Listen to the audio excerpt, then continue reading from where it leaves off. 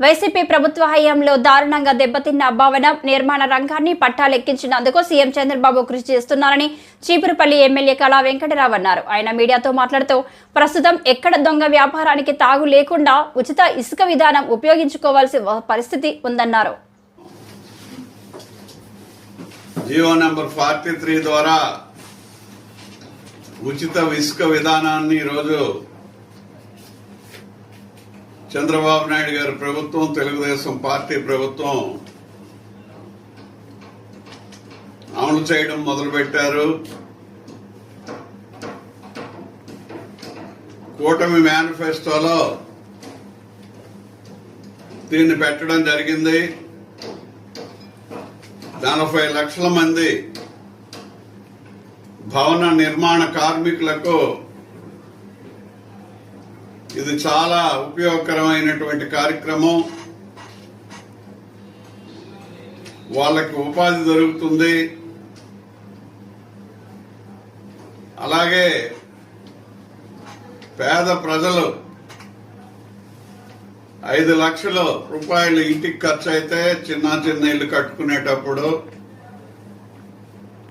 3 లక్షల వరకు ఇసుక్కే వాళ్ళు పే చేయాల్సిన పరిస్థితి వచ్చింది. అందువల్ల గృహ నిర్మాణం చాలా భారమైనటువంటి పరిస్థితి ఆంధ్రప్రదేశ్ లో అయిపోయింది.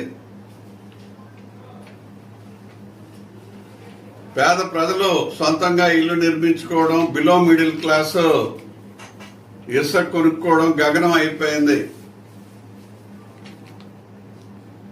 అందువల్ల ప్రభుత్వం ఆలోచించి చంద్రబాబు నాయుడు గారు అదేవిధంగా కూటమి నాయకులు ఆలోచించి దీన్ని మేనిఫెస్టోలో పెట్టడం జరిగింది. ఈరోజు ముఖ్యమంత్రిగా చంద్రబాబు నాయుడు గారు ఇంత త్వరితగతిన ఈ నిర్ణయం తీసుకోవడం ముదాహం, చాలా ఆనందదాయకం. తిండి, బట్ట, నీడ.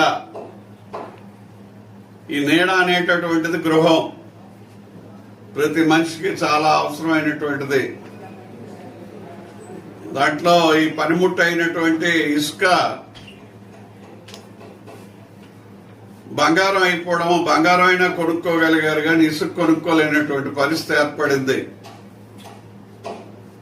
అందువల్ల ఈ ఇసుక విధానం పేదలకి, మధ్యతరగతి ప్రజలకి, కింది తరగతి ప్రజలకి చాలా ఉపయోగకరంగా ఉంది అనేటటువంటిది మాకు స్పష్టంగా వినిపిస్తుండేటటువంటి పరిస్థితి.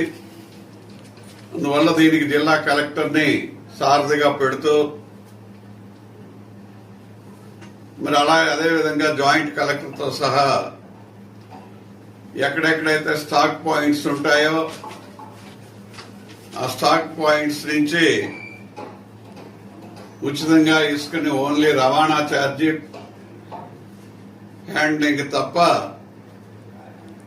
మిగతాదంతా కూడా ఉచితంగా ఇచ్చేటటువంటిది కలెక్టర్ పర్యవేక్షణలో పెట్టారు.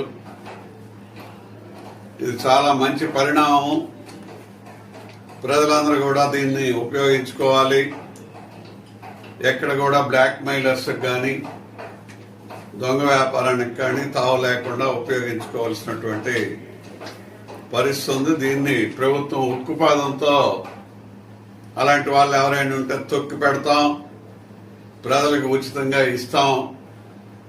ప్రభుత్వం, చంద్రబాబు నాయుడు గారు ఏదైతే నిర్ణయం తీసుకున్నారో దాన్ని ప్రజలకు పూర్తిగా చేరటానికి 100% మేమందరం కృషి చేస్తాం. అదేవిధంగా అఫీషియల్స్ కూడా కృషి చేసి ముందుకి తీసుకువెళ్లేటటువంటి పద్ధతిలో ప్రభుత్వం అన్ని పకడ్బందీగా జీవోలో ఇచ్చింది. కాబట్టి మరి పూర్తిగా ప్రజలు దీన్ని ఉపయోగించుకొని మరి నిర్మాణ భారంలో ఏదైతే ఇసుక భారం ఎక్కువ అయిపోయిందో అది ఈవేళ పూర్తిగా ఉచిత ఇసుక విధానంలో ఒక ట్రాన్స్పోర్ట్ తప్ప ఇసుక మీద ₹1 కూడా తీసుకునేటటువంటి పరిస్థితి గవర్నమెంట్ రద్దు చేసింది అనేది ప్రజలందరికీ చెప్పడానికి మేము సంతోషంతో ఈ వార్తను మీ ద్వారా తెలియజేస్తున్నాం.